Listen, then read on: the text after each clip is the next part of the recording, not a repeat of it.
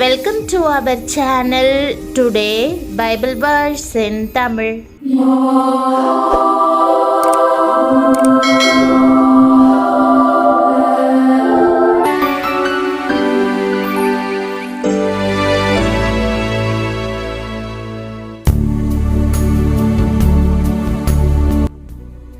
இன்றைய வசனம் மீகா 7ஆம் அதிகாரம் 7ஆம் வசனம். கிறிஸ்துவுக்குள் பிரியமானவர்களே, நம்முடைய ஆண்டவரும் இரட்சகருமான இயேசு கிறிஸ்துவின் வல்லமையுள்ள நாமத்தில் உங்களை வாழ்த்துகிறேன். தேவனுக்காக காத்திருப்பது ஒருபோதும் வீணாய் போகாது. ஒவ்வொரு ஜெபத்திற்கும் தேவன் செவி கொடுத்து புது பலனும் சந்தோஷமும் அருளிச் செய்வார். நானோவென்றால் கர்த்தரை நோக்கி கொண்டு என் இரட்சிப்பின் தேவனுக்கு காத்திருப்பேன். என் தேவன் என்னை கேட்டருளுவார் என்ற வாக்குதத்த வசனத்தை இன்று நாம் தியானிப்போம். தேவன் நமக்கு செவி கொடுப்பது எத்தனை இனிமையான அனுபவம்! கர்த்தரிடம் ஜெபித்து நாம் காத்திருக்கும் போது அவர் நமக்கு பதில் அளிப்பதால் சந்தோஷம் நம் உள்ளத்தை நிரப்புகிறது. தேவன் நம்மை நிரப்புவதால் நாம் பலனாகவும் சந்தோஷமாகவும் உணர்கிறோம். வேதம், கர்த்தருக்கு காத்திருக்கிறவர்களோ புது பலன் அடைந்து கழுகுகளைப் போல செட்டைகளை அடித்து எழும்புவார்கள். அவர்கள் ஓடினாலும் இளைப்படையார்கள், நடந்தாலும் சோர்ந்து போகார்கள் என்று அழகாக கூறுகிறது.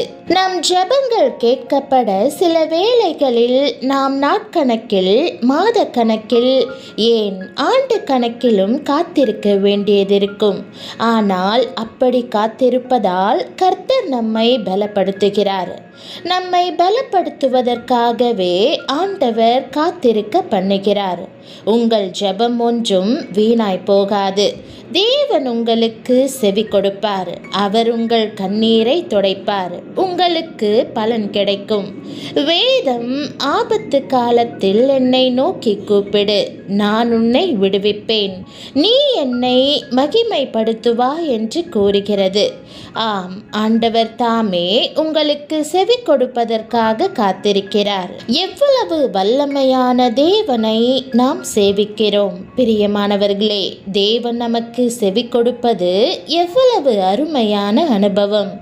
ஆண்டவர் உங்கள் ஜெபங்களுக்கும் பதில் அளிப்பார். நீங்கள் சுகம் பெறுவீர்கள், ஆசீர்வாதம் பெறுவீர்கள். உங்களுக்கு ஒத்தாசை வரும் பர்வதமாகிய கர்த்தரை நோக்கி கண்களை ஏறெடுக்கும் போது உங்களுக்கு வரும் ஆசீர்வாதங்கள் எண்ணற்றவை. அது மனிதனிடத்திலிருந்து வருகிற உதவிகளை பார்க்கிலும் ஆயிரமான மடங்கு மேன்மையானது. யார் யார் விசுவாசத்தோடும் நம்பிக்கையோடும் கர்த்தரை நோக்கி பார்க்கிறார்களோ அவர்கள் ஆசிர்வதிக்கப்படுவது உறுதி. மீகா என்ற தீர்க்கதரிசி, நான் கர்த்தரை நோக்கி கொண்டு என் இரட்சிப்பின் தேவனுக்கு காத்திருப்பேன், என் தேவன் என்னை கேட்டருளுவார் என்று சொல்லுகிறார். ஒரு முறை இஸ்ரவேல் ஜனங்கள் வனாந்திரத்தின் வழியாக நடந்து வந்த போது கர்த்தர் கொடுத்த மன்னாவிலே திருப்தி அடையாமல் தேவனுக்கு விரோதமாகவும் மோசேக்கு விரோதமாகவும் முறுமுறுத்தார்கள். நாங்கள் வனாந்தரத்திலே சாகும்படி நீங்கள் எங்களை எகிப்து தேசத்திலிருந்து வர பண்ணினதென்ன? இங்கே அப்பமும் இல்லை, தண்ணீரும் இல்லை. இந்த அற்பமான உணவு எங்கள் மனதுக்கு வெறுப்பாயிருக்கிறது என்றார்கள் என்று வேதம் சொல்லுகிறது. கோபம் கொண்ட கர்த்தர் கொள்ளிவாய் சர்ப்பங்களை ஜனங்களுக்குள்ளே அனுப்பினார். அவைகள் ஜனங்களை கடித்ததினால் இஸ்ரவேலருக்குள்ளே ஆயிரமான ஜனங்கள் மரித்தார்கள். மோசே ஜனங்களுக்காக விண்ணப்பம் செய்த போது கர்த்தர் கொடுத்த ஆலோசனை என்ன தெரியுமா? நீ ஒரு கொள்ளிவாய் சர்ப்பத்தின் உருவத்தை வெண்கலத்திலே செய்து அதை ஒரு கம்பத்தின் மேல் தூக்கி வை.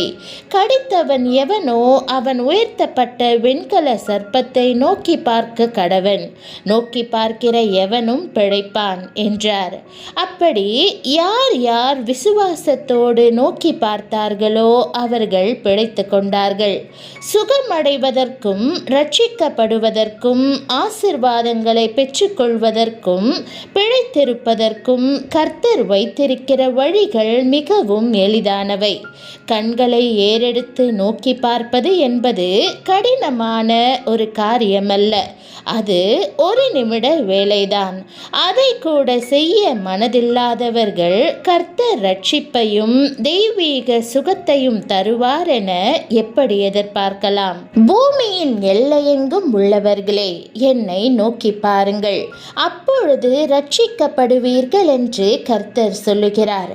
நீங்கள் செய்ய வேண்டியதெல்லாம் நம்பிக்கையோடு அவரை நோக்கி பார்ப்பதுதான். புதிய ஏற்பாட்டு காலத்தில் சர்ப்பமான மோசேயினால் வனாந்தரத்திலே உயர்த்தப்பட்டது போல மனுஷகுமாரனும் தன்னை விசுவாசிக்கிறவன் எவனோ அவன் கெட்டு போகாமல் நித்திய ஜீவனை அடையும்படிக்கு உயர்த்தப்பட வேண்டும் என்று இயேசு கிறிஸ்து சொல்லியிருக்கிறார். இயேசு கிறிஸ்துவை நீங்கள் நோக்கி பார்ப்பதற்கு முன்பாக அவர் உயர்த்தப்பட வேண்டியது அவசியம். ஆம், அவருடைய நாமம் உயர்த்தப்பட வேண்டும். அவர் சிலுவையிலே உயர்த்தப்பட்ட போது அவரை நோக்கி பார்த்தவர்கள் எல்லாம் ரட்சிப்பை பெற்றுக்கொண்டார்கள் அல்லவா?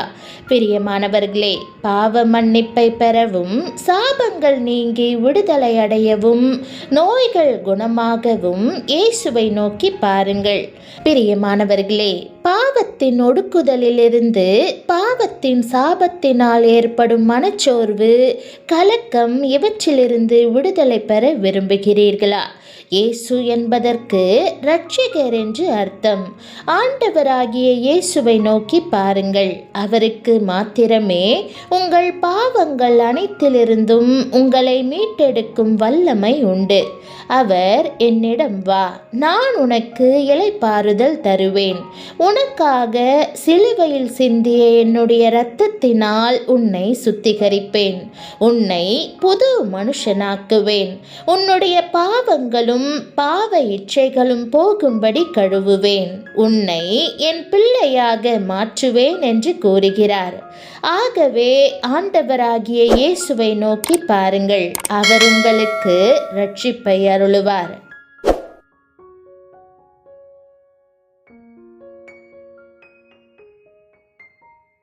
ஜெபம். பரம தகப்பனே, உம்மையே தஞ்சமென நம்பி காத்திருக்கிறேன். இப்போதும் நானும் நாமத்தை சொல்லி கூப்பிடும்போது என் பலனை புதுப்பியும். என் கண்ணீரை துடைத்து என் ஜெபத்திற்கு செவி கொடுத்தருளும். ஆண்டவரே, நான் காத்திருக்கும் போது உம் பரிபூரண சமாதானத்தினால் என்னை நிரப்பிடும். என் வாழ்க்கையில் உம் ஆரோக்கியம் பாய்ந்து எல்லா பாரத்தையும் அகற்றுவதாக. ஏற்ற நேரத்தில் எனக்கு செவி கொடுத்து என்னை கனப்படுத்துவீர் என்று விசுவாசிக்கிறேன். இப்போதும் என்னுடைய இரட்சகராகிய இயேசுவையும் அவர் தொங்கி என்னுடைய பாவங்களுக்காக இரத்தம் சிந்திய சிலுவையையும் நோக்கி பார்க்கிறேன். என்னுடைய பாவங்களை உம்முடைய பரிசுத்த இரத்தத்தினால் கழுவி என்னை சுத்திகரித்து புது மனுஷியாக்கும்படி ஜெபிக்கிறேன். குமாரன் உங்களை விடுதலையாக்கினால் மெய்யாகவே விடுதலையாவீர்கள் என்று உம்முடைய வசனம் கூறுகிறது. உம்முடைய பூரண விடுதலையை நான் அனுபவிக்கும் வண்ணம் என் வாழ்வை ஆட்கொண்டிருக்கும் எல்லா பாவ சுபாவங்களின் ஒடுக்குதலும் நடத்தைகளும் உம்முடைய வல்லமையான நாமத்தில் முறிக்கப்படுவதாக. ஆண்டவரே, என் ஆத்துமாவை ரட்சித்து என்னுடைய அடிமைத்தனத்திலிருந்து என்னை விடுதலையாக்குவதற்காக உமக்கு நன்றி செலுத்துகிறேன். நான் உம்முடைய பிள்ளை. உம்முடைய மகிமைக்காக என்னை பயன்படுத்த வேண்டும் என்று இயேசுவின் நாமத்தில் ஜெபிக்கிறேன் நல்ல பிதாவே, ஆமேன். என் ஆத்துமாவே கர்த்தரை ஸ்தோத்திரி, என் முழு உள்ளமே அவருடைய பரிசுத்த நாமத்தை ஸ்தோத்திரி. என் ஆத்துமாவே கர்த்தரை ஸ்தோத்திரி, அவர் செய்த சகல உபகாரங்களையும் மறவாதே. ஆமேன். தேவனுடைய நாமம் மகிமைப்படுவதாக. ஆமேன்.